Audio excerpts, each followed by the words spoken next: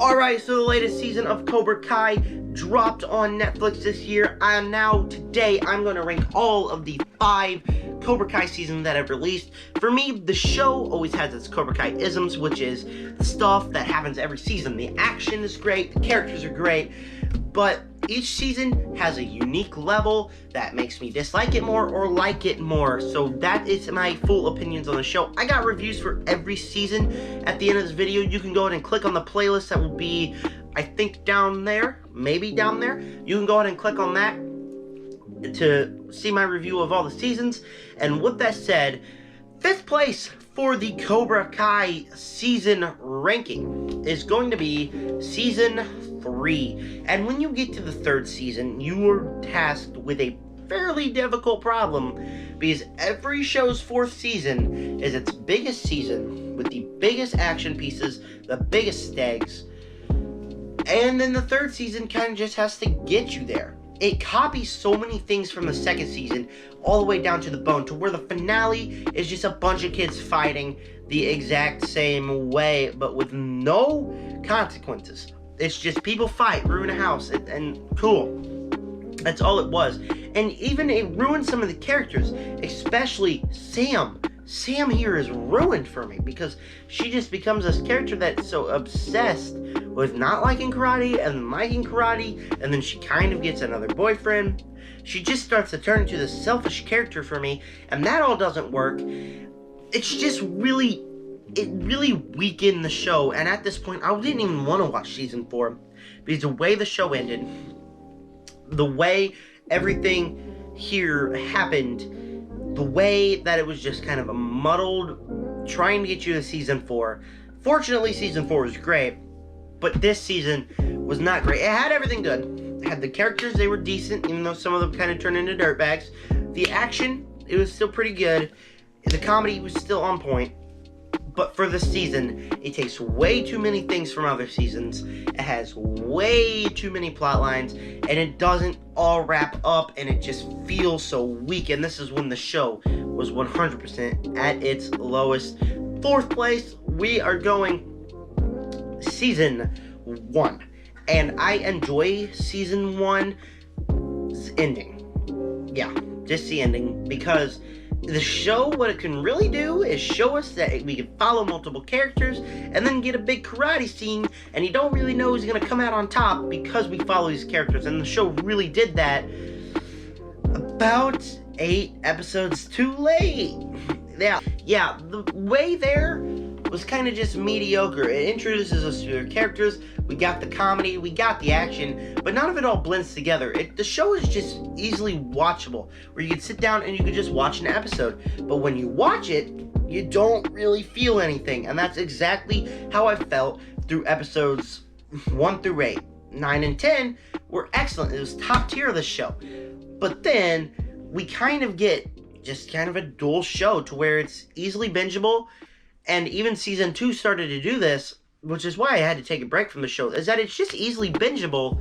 It's just not anything special. You don't really feel anything on the inside for the show yet. Now I do, because the show got increasingly better as it goes, but this opening season you do not until you get to the karate stuff, because it's also spends way too much time trying to focus on the origins and introduce new fans to it, that it just starts to feel down and not as entertaining as previous seasons. Even though the finale was 100% entertaining, it's just not a season that I would love or ever really want to go revisit for the show. Though it is fun, nice to go back and watch the basics, and I think I do have a newfound respect for the season, seeing where it goes 5 seasons later. All of that really worked. Thing is, it really just kind of felt just like a mass season. 3rd place, we got season, I got notes right here, but I'm constantly always trying to think what's better, season 5 or 2, and overall I'd say season 5 is a little bit worse than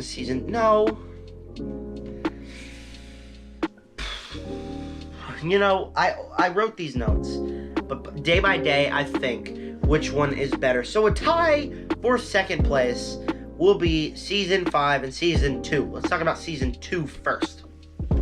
So season 2 is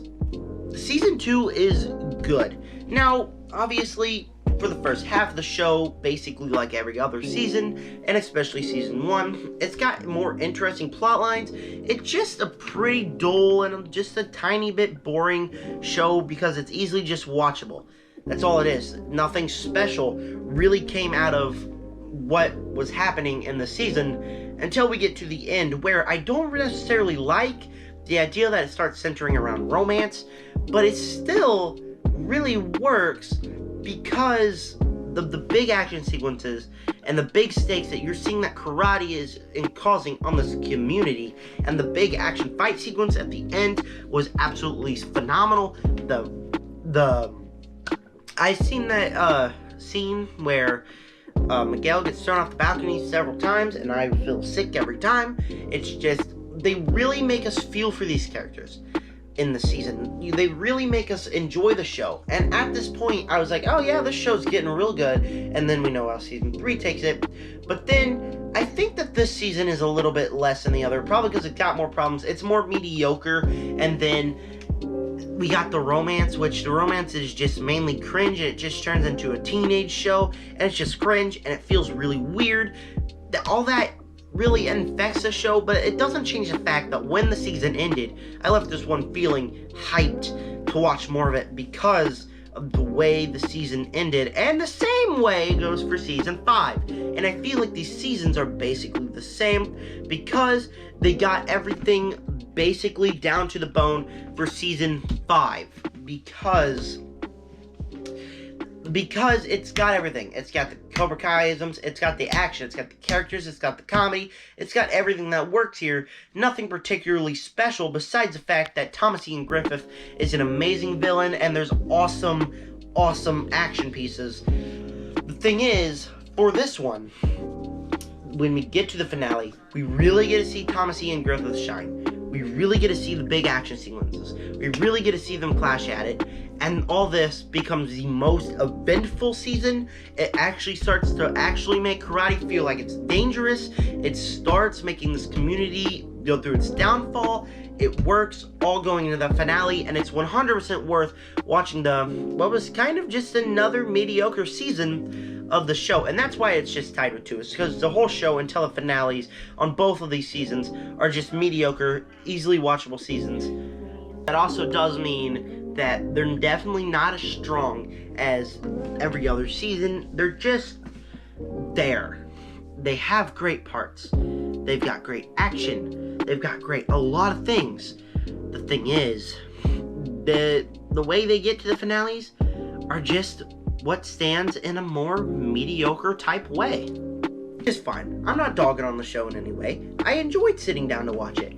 It's just, the show is not at its greatest point until the finales on these seasons. What is on its greatest point is season 4. Now, this was when the show was going down its lowest path in season 3 to where it had to get here, and I'm happy it did, because not only does it get its goal clear front and center, where season 3 had no goal, it got its goal, which was get to the finale, get to the big karate tournament, but it also included Johnny and Daniel fighting together.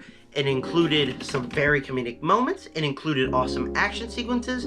This is the best that the show has ever been. Everything about this season really works. The comedy, the characters, the action, it all is spectacular up until we get the ending where anything could happen. We are 5 seasons in at this point, 4 seasons in at this point. Anything could happen. We've known these characters. We know that stuff can happen, and we watch them, and we get their plot lines through other seasons because of what happened in this finale. It's just a really great season.